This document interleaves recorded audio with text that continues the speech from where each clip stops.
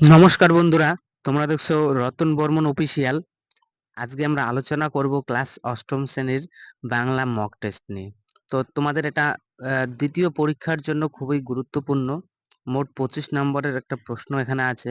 তোমরা এই প্রশ্নটাকে সলভ করার চেষ্টা করবে। কালকেই তোমাদের পরীক্ষা, তো আজকে তোমরা আমার এই ভিডিওটা যদি ভালো করে দেখো, তো আশা রাখছি তোমরা কালকে অনেক কোশ্চেন পেয়ে যাবে পরীক্ষায়, হুবহু কমন এখান থেকে পেয়ে যাবে।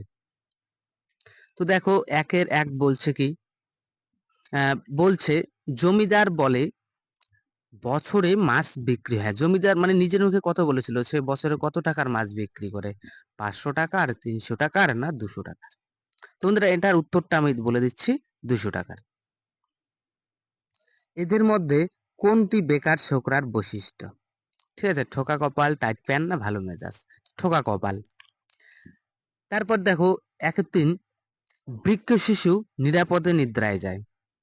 ঠিক আছে, বৃক্ষ শিশুটা নিরাপদে নিদ্রায় কোথায় যায়? মাটির নিচে, বীজের ভিতর, না গাছে?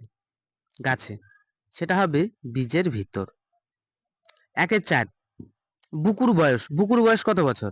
8 বছর, 5 বছর, না 6 বছর? তো এটার উত্তরটা হবে বুকুর বয়স 6 বছর। তারপর দেখো, পাড়াগার দুপোহর ভালোবাসি, এই কবিতাটি তোমরা এই কোশ্চেনগুলো কিন্তু পেয়ে যাবে। কোন কবিতার অংশ? সুজন বাদিয়ার ঘাট, রূপসী বাংলা, জলপাইহাটি কাব্যগ্রন্থের অন্তর্গত? ঠিক আছে, তো এটার উত্তর হবে রূপসী বাংলা কাব্যগ্রন্থের অন্তর্গত। তো দেখো বন্ধুরা, আমি এমসিকিউ এর অ্যান্সার গুলো করে দিয়ে দিলাম তোমাদেরও।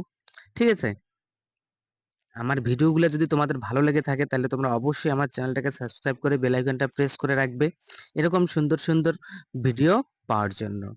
ঠিক আছে, তোমাদের শুধু বাংলা বিষয় না, ইংরেজি, ইতিহাস, ভূগোলেও আমার কিছু কোশ্চেন আপলোড করা হয়ে গেছে চ্যানেলে, তোমরা আমার প্লেলিস্ট থেকে গিয়ে দেখে নিতে পারো। তো চলো এবার 2 নাম্বার, 2 এর গুলা একটু দেখে নিই। 2 এর বলছে দেখো, যে কোনো 5টি প্রশ্নের উত্তর দাও। এটা 1 নম্বরই প্রশ্ন। 2 এর 1-এ কি বলছে? কেবল প্রান্তর জানে তাহা। ঠিক আছে, প্রান্তর কি জানে তোমরা ভালো করে পড়ে গেছো। তো এর অ্যান্সার গুলা আমি আলাদা আর একটা ভিডিও আপলোড করে দিয়েছি, তোমরা দেখে নিতে পারো। বুকু কোন স্কুলে ভর্তি হয়েছিল? ঠিক আছে, তোমরা জানো সবাই কোথায় ভর্তি হয়েছিল বুকু। ঠিক আছে, আদর্শ শিক্ষা প্রতিষ্ঠান, কিন্তু কোশ্চেনটা ইম্পর্টেন্ট আছে। মাছ তুলে দ্বীপ জলে কেন? খুবই ইম্পর্টেন্ট।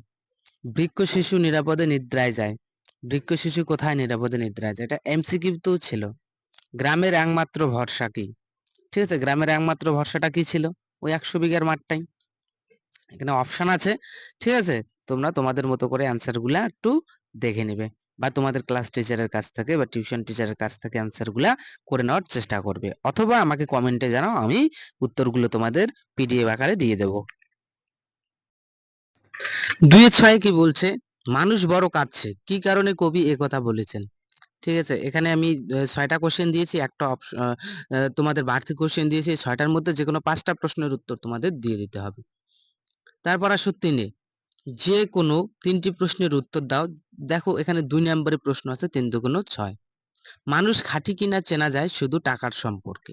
কে কার সম্পর্কে একথা বলেছে, সে কেন একথা বলেছে? খুবই ইম্পর্টেন্ট প্রশ্ন এটা। 3-এর 2 কি আছে? ওই দেখতে পাচ্ছেন না ভিড়, ওখানে কিসের ভিড়?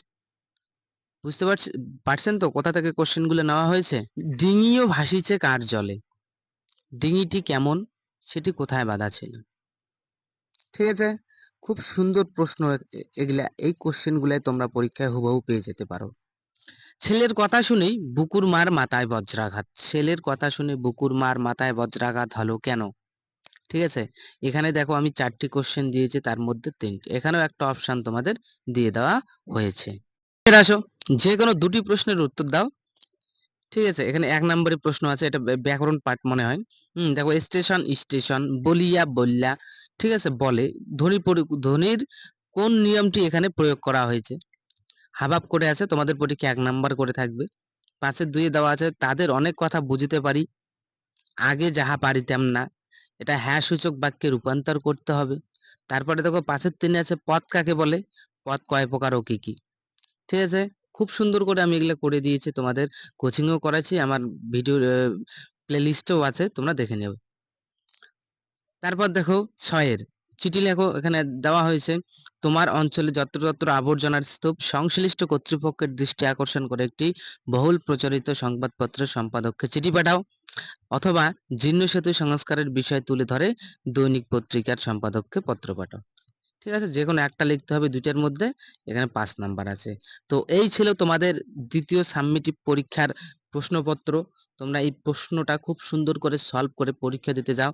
তারপরে হুবহু যদি কোশ্চেন এখান থেকে তোমরা কমন না পাও, তারপরে তোমরা সবাই আমাকে বলো, কমেন্টে জানাও যে স্যার না, আমরা আপনার সাজেশন থেকে কমন পাইনি। এখান থেকে তোমরা 8 থেকে 10 নাম্বার ন্যূনতম কমন পেয়ে যাবে। ঠিক আছে, 25 মধ্যে পরীক্ষা, 8 থেকে 10 বলছি আমি, 8 থেকে 10 হুবহু কমন পাবে, বেশিও পেতে পারো।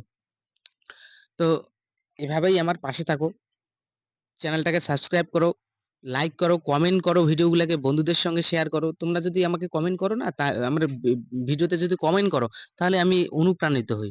ঠিক আছে, আমার আবার নতুন নতুন ভিডিও বানার আগ্রহটা একটু বেড়ে যায়।